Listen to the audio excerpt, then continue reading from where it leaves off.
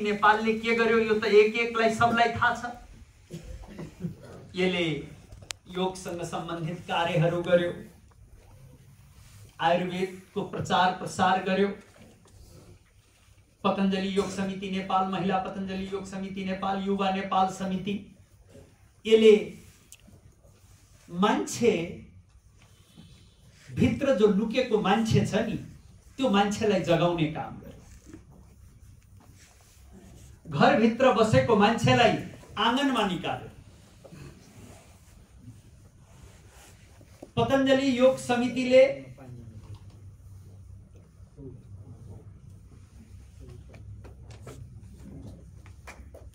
मान्छे भित्रको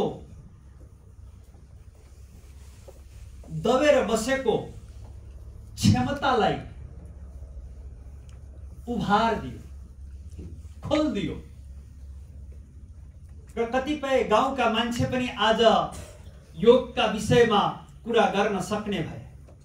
कुरा मात्र गर्न सक्ने होइनन्, उनीहरू त्यसमा बहस चलाउन सक्ने भए। म जति बेला नेपाल संस्कृत विश्वविद्यालयमा योग विभागमा पढ्थेँ 2048 सालमा,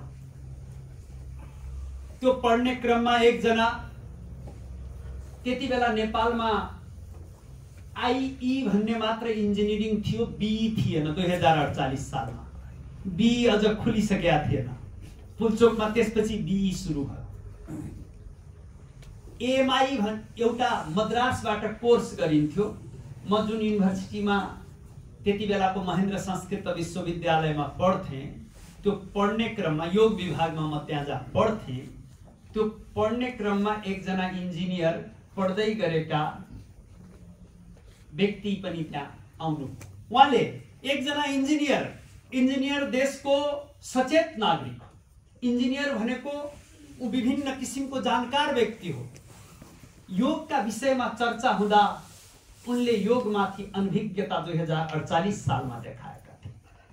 उनले मलाई सोधे योग के हो। मैले योगको बारेमा उहाँलाई बताएँ। त्यो योगको बारेमा सुन्दा उनले के भने, होइन यो के मान्छेले गर्ने विषय हो त। उहाँले मलाई प्रश्न गर्नु, मैले उहाँलाई प्रति प्रश्न गरेँ, त्यसो भए यो कसले गर्ने विषय हो? होइन, यो त यसो ओडारमा बस्ने व्यक्तिहरूले गर्ने विषय हो कि यो त कतै यसो वैराग्यको मान्छेले गर्ने विषय हो कि यो त तपाईको यो उमेरको मान्छे, मेरो यो उमेरको मान्छेले गर्ने विषय हो जस्तो मलाई लाग्दैन।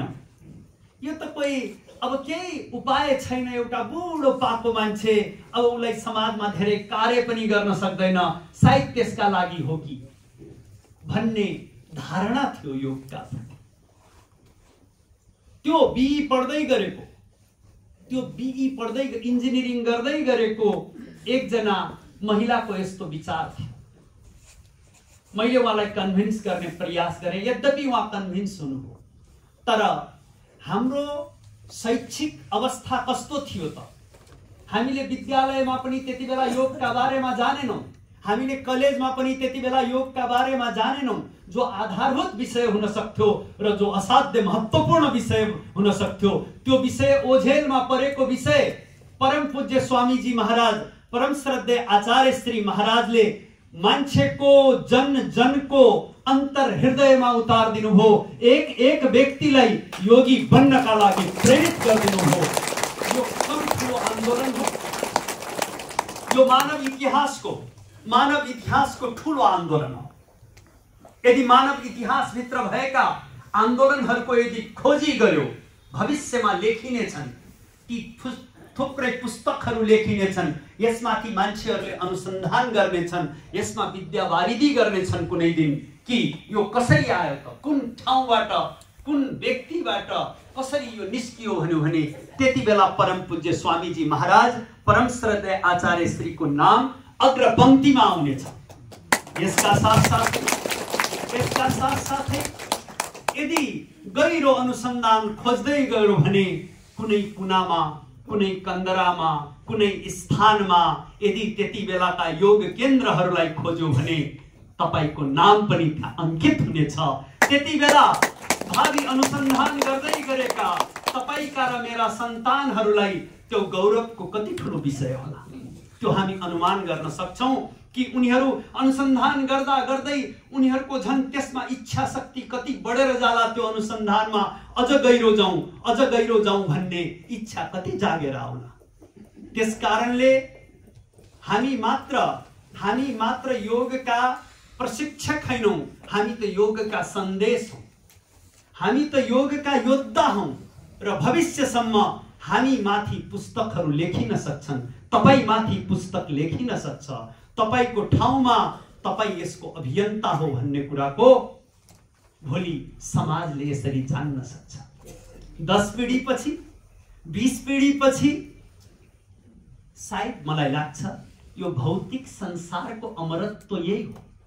ठीक छ, आध्यात्मिक दुनियाँको अमरत्वलाई मोक्षलाई हामी अमरत्व भनौला, तर वास्तवमा किताबमा लेखिने र इतिहासको यदि अमरत्व कहीं खोज्ने हो भने यो पनि एउटा अमरत्व हो। त्यो अमरत्वको बीज तपाई हामीहरूले पनि रोपेका छौं। परम पूज्य स्वामीजी महाराज, परम श्रद्धेय आचार्य श्री महाराजको नेतृत्वमा हामीले त्यो बीजलाई बीजारोपण गरेका छौं।